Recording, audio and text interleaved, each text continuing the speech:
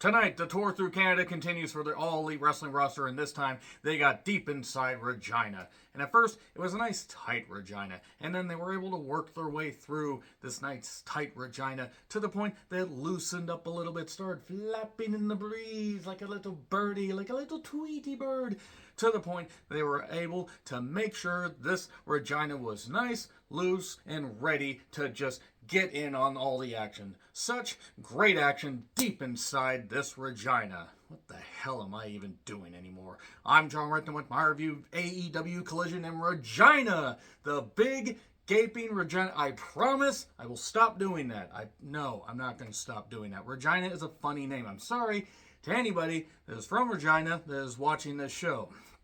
Hope you guys had a great goddamn time. So, the pre-tapes with the various participants and the tournament. Unfortunately, Willow and Athena, not happening. Due to an injury that Willow suffered against Julia, who is just great and gorgeous, and my God. Hopefully, Julia will make some appearances on U.S. television. That being said, Julia was not on the show, but plenty of other people were. While I won't say that this show was perfect, the highs were really goddamn good. Man, there were so many highs deep inside this Regina. I'm sorry. I'm trying. I'd say I'm trying to be mature, but that's just a goddamn lie. Regina. So, there we go. Here's Punk. Gets a good reaction.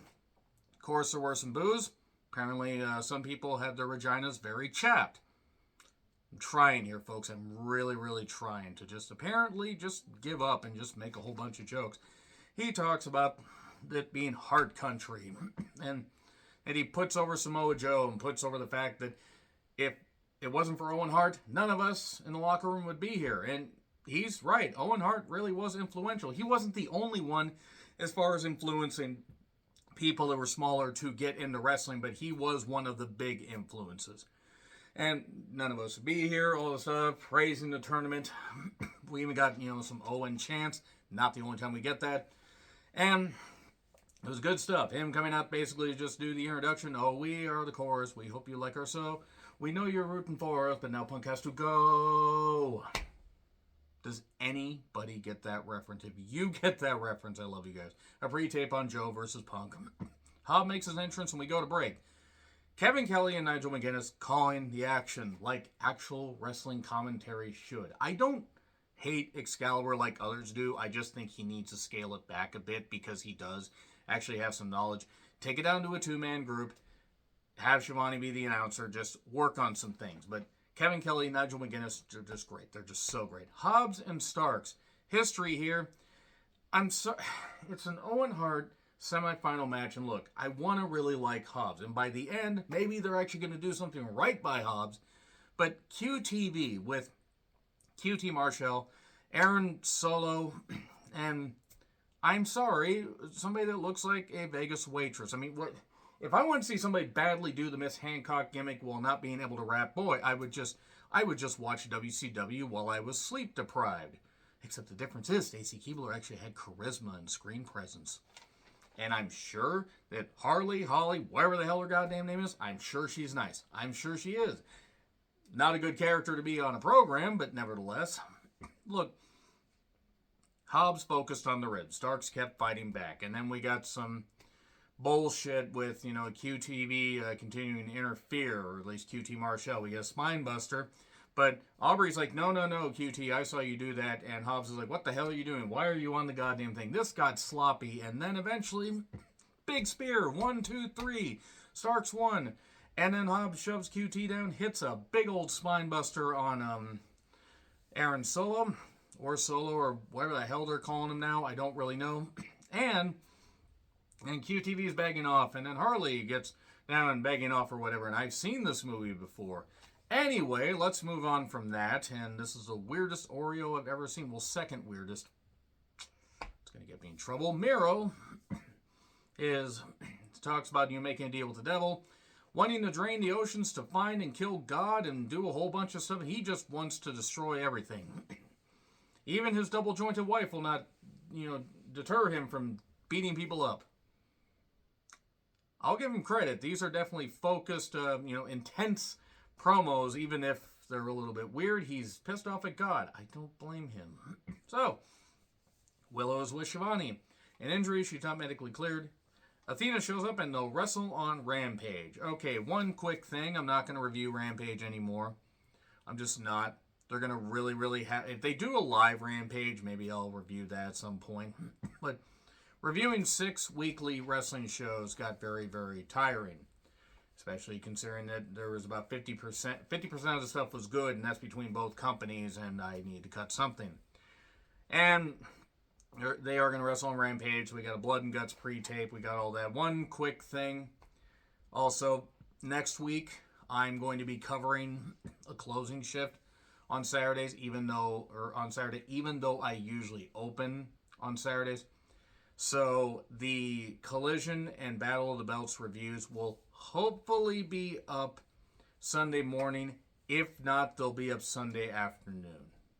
It just totally depends, because I'm going to have a very small window to come home and sleep and then be very tired at work. Battle of the Belts. I'm still amazed they're doing that. That means that's going to be that's going to be 6 hours of programming, because Battle of the Belts is at least 1 hour. So anyway, Julia Hart with Brody took on Bambi Hall. Okay. Bambi Hall, I don't mind, seeing talents have been featured on independent shows in my area, getting more of an opportunity, because clearly there are some hardworking people in Canada and the Pacific Northwest, and it's just nice to see them working really hard. And she got to show off a little bit here, but Julia Hart clearly was going to win, and she got choked out. Bambi did, and Julia got the victory, just choking her out and doing this. It's just like, haha, Bambi, you don't get to see your mother again, Bambi. I don't know why Julia's talking like an 18th century villain, but I'm just going to roll with it. The Julia Taker wins, and then Lexi is with Andrade.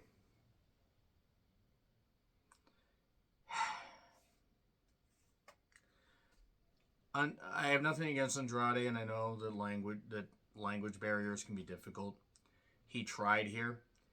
This didn't work. And then Malachi the Wendigo is what I'm going to call him, because that's what he reminds me of. And he's talking to Andrade, and I don't mind these guys having a feud. Just with all this spoopy stuff, I don't really think it's all that great. So then FTR against the White Juice. Probably shouldn't call them that, but I'm just going to roll with it. AEW World Tag Title Eliminator match. If White Juice, again, probably should workshop that. If the White Robinsons, well, Swiss White Robinson. Just going to move on and talk about the fact that if they lost, another faction of the Bullet Club, the never-ending Bullet Club bullshit, if they lost, they would not be able to challenge for the tag titles as long as FTR are champions. Okay. I'm going to say right now I'm not the biggest Jay White fan. I recognize that he has talent, but I'm still not his biggest fan. Juice Robinson has definitely done the best he can as far as, gain any of the television time he gets for AEW. He makes the most of it. He's done great, even with the weird stuff that they've been giving him since coming over from New Japan. FTR, my favorite tag team going today, have been for the last number of years. Okay, I'm not going to try to describe every single thing in this match. Watch it. Please watch it. Were there a few too many big moves and kickouts? Sure. That's kind of the thing, though, about current wrestling and wrestling for the last number of years. You're going to get that. But these guys did it well. Dax taking the Brett, front buckle bump, chest first bump, heavy chops. Cash got targeted for a bit and then a long time. And I mean a long time. They built to the hot tag. They kept doing this. Cash would almost get, and then Dax would be out of position. Or Dax would get knocked down, and Cash wouldn't be able to get to him. And they just kept doing this and doing this and doing this. And then eventually, it went through 2 breaks. Dax got a huge pop on the hot tag. And then the Powerplex, big pop there. 1, 2.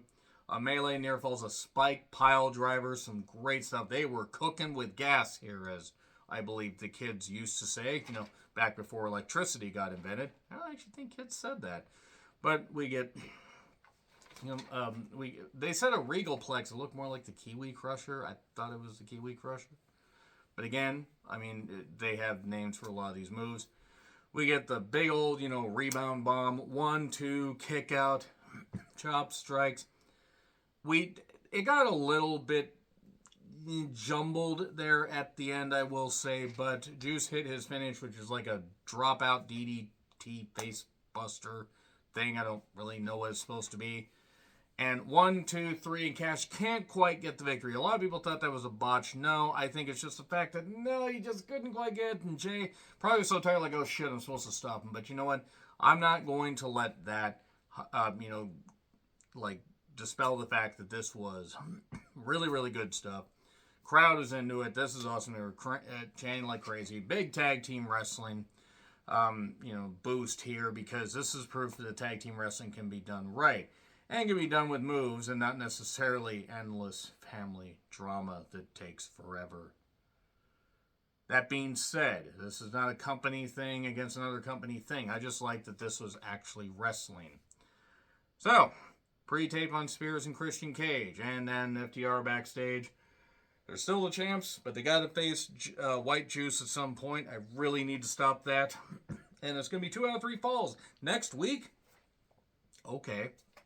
I'm disappointed I'm actually going to miss watching Collision live. I'm enjoying watching Collision because it's wrestling. As J. Alex Ferrens said, no elite wrestling. That's really what they should call it, because there's no elite there because, it's actually featuring wrestlers. Scorpio Sky then took on Action Andretti in a match that was fine. When was the last time Scorpio Sky wrestled on any AEW program? Genuine question. I don't know. I know he's been out for a while with an injury, I think. Maybe he's been on Ring of Honor television. I don't know. But Action Andretti, boy, that whole thing of beating Chris Jericho, that went absolutely nowhere. Spanish Fly catch for 2, and then a TKO 1, 2, 3. Not a bad match. Kind of a cool down match. And then we get a Dynamite rundown, Rampage rundown, Collision rundown, Blood and Guts in a couple weeks. May or may not get that day off, so I can just have a day off and maybe watch that live for once. Joe, just to see the train wreck, because Blood and Guts is going to be a train wreck. And also Ibushi is probably going to be the 5th man for the Elite. I don't know who the 5th man is going to be for the BCC. Joe versus Punk, Owen Hart semifinals. And great action here. Really, really great action, as you would expect. Punk got dominated for quite a bit. Had to chop Joe down because Joe was the bigger of the two. The more seasoned as far as continuously wrestling. Punk and Joe obviously have a long history. But Punk, being out for 7 years, coming back, having the injuries, coming back just recently. Joe has been doing, doing this thing on Ring of Honor television, AEW television. And Punk kept having to chop him down. There was some, some good stuff here. There was, the ref had to break the gloves out because there was blood involved. No, mother, blood. And Joe hurt his knee, trying to do the knee drop. Punk took over. Did hit the sky elbow. Yes, the sky elbow is sloppy. Yes, I recognize that. It sort of fits for Punk, and as long as he's not hurting people, it's fine. And quite frankly, I don't think Punk and Joe are going to be wrestling past 2025. I'll actually be amazed if they are. I'll be amazed if I'm reviewing a lot of wrestling in 2025 because I'm tired, I'm old, or I'm hurt, I'm old, I'm tired, and some of these shows are made for children. Not this one, though. Crossface in Canada, the dogs are in the enclosed pool area, and the garage side door is open. Owen Hart chants. And then he gets a Kikina clutch and oh no, and then roll up 1, 2, 3. CM Punk finally beats Samoa Joe. And then we get a show of respect. And then Joe shakes his hand and then chokes him out. Goes to get the chair. And then FTR stops him. And then Starks is out there like, I get to take advantage of a hurt CM Punk. So that being said, pretty goddamn good episode of Collision. I'm not going to say that it was all great. The women's match was what it was, and Scorpio versus Action was fine. It was nice to see Scorpio get a win with that tag match. And that goddamn main event. Really good stuff. Hopefully Hobbs is away from QTV and we can actually focus on him being utilized properly instead of with jokes. So yeah, Collision next week and Battle of the Belts 7 on delay. Probably Sunday afternoon. Because that's going to be a quick turnaround. But there you go. Agree, disagree with what I said? Like, share, subscribe, Twitter handle in the description. I'm John Renthlan. I'll see you soon.